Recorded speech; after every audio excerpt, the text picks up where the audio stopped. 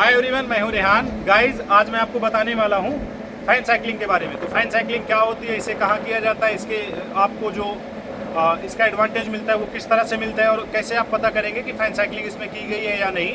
अगर इवन कि आपसे इंटरव्यू में पूछा जाता है कि फैन साइकिलिंग क्या है, तो ओवरऑल आपको इसके बारे में किस तरह से बताना है, इसके बारे में मैं ये वीडियो बनाने वाला हूँ। यहाँ पे चिलर है, ये ट्रेन का चिलर है।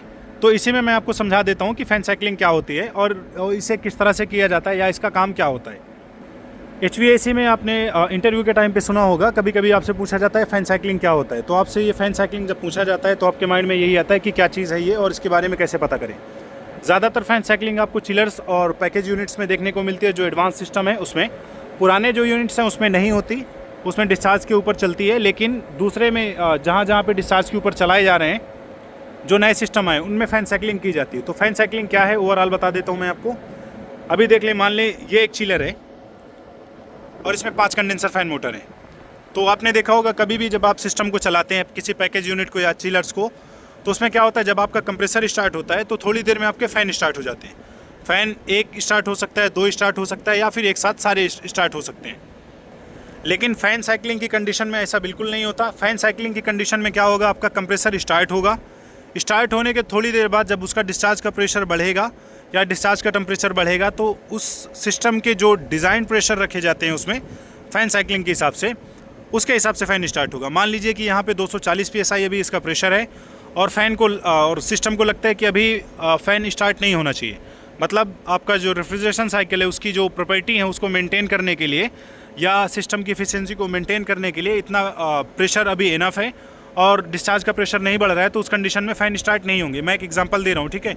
ऐसा नहीं कि आप उसको 240 मान के चलें, मैं एक एग्जांपल दे रहा हूँ। तो उस कंडीशन में क्या होगा, फ़ैन बंद रहेंगे। लेकिन जब इसका प्रेशर बढ़ेगा, मान लीजिए 250 PSI होगा या 260 PSI होगा, तो उस कंडीशन में क्या होगा, एक फ़ैन इसका स्टार्ट हो जाएगा। एक फ़ैन स्टार्ट होने के बाद जब सिस्टम ज़्यादा लोड पर जाएगा तो दूसरा फ़ैन स्टार्ट होगा। फिर उसके बाद जब सिस्टम के ऊपर लोड बढ़ेगा, लोड बढ़ते बढ़ते जब इसका लोड फुल लोड पे चला जाएगा सिस्टम, तो उस कंडीशन में क्या होगा, ये सारे फ़ैन स्टार्ट हो जाएंगे। फ़ैन स्टार्ट होने के बाद आपका सिस्टम 100% जो काम करेगा तो उसकी एफिशिएंसी मेंटेन रहेगी।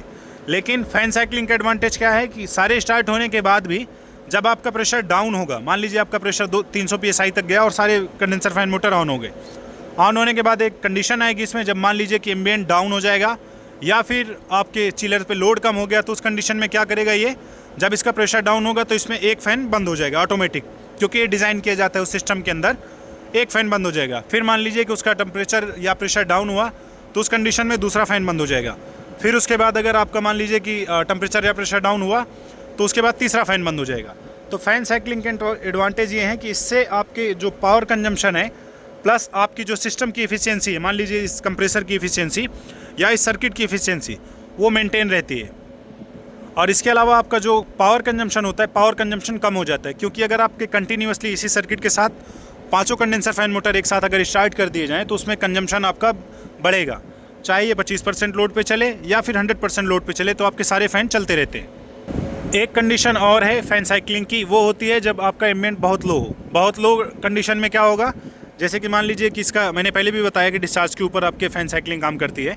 तो उस कंडीशन में क्या होगा, मान लीजिए कि यहाँ पे एम्बिएंट टेम्परेचर बहुत लो है, तो लो होने की कंडीशन में आपको सिस्टम आपको कहीं पे एक टेम्परेचर देना है। तो एम्बिएंट लो होने के बाद आप जब उस सिस्टम को चलाते हैं, तो चलाने के बाद क्या होगा, आपके कंडेंसर की साइड पे टेम्परेचर ड्रॉप हो जाएगा। तो ड्रॉप होने की कंडीशन में क्या होगा, अगर आपने कंडेंसर फ़ैन मोटर चला दिए तो उस कंडीशन में इसका रेफ्रिजरेंट का टेम्परेचर बहुत ज़्यादा नीचे जा सकता है। तो इससे बचने के लिए फ़ैन साइकिलिंग जब करते हैं तो उस कंडीशन में क्या होता है, जब आपका एम्बिएंट ज़्यादा डाउन होगा तो डिस्चार्ज प्रेशर के ऊपर ये कंडेंसर फ़ैन मोटर एक भी स्टार्ट नहीं होंगे और आपका सिस्टम चलता रहेगा। मान लीजिए कि इसका प्रेशर घटता बढ़ता है तो उसी हिसाब से ये अपने आप को एडजस्ट कर लेता है। तो गाइज़, अगर आपके माइंड में कंसर्न हो इस वीडियो से रिलेटेड कि फ़ैन साइकिलिंग में क्या है क्या नहीं, तो मैंने क्लियर किया है कि इसका काम है एफिशिएंसी को मेंटेन करना आपके सिस्टम की, और दूसरा पावर कंजम्पशन को कंट्रोल करना। इसमें एक साथ सारे फ़ैन स्टार्ट नहीं होते हैं, ये प्रेशर के ऊपर कट ऑफ होते रहते हैं और स्टार्ट होते रहते हैं। तो इसका एडवांटेज ये है कि आपकी एफिशिएंसी बढ़ेगी, दूसरा आपकी जो सर्किट और या उस सिस्टम की लाइफ बढ़ जाती है और आपका पावर कंजम्पशन लो हो जाता है। पावर कंजम्पशन इसलिए लो क्योंकि आपका जो लोड होगा वो कम हो जाता है। तो गाइज़, कभी भी अगर आपसे पूछा जाए कि फ़ैन साइकिलिंग क्या है और ये किस तरह से काम करते हैं, तो आपको यही चीज़ें बतानी है।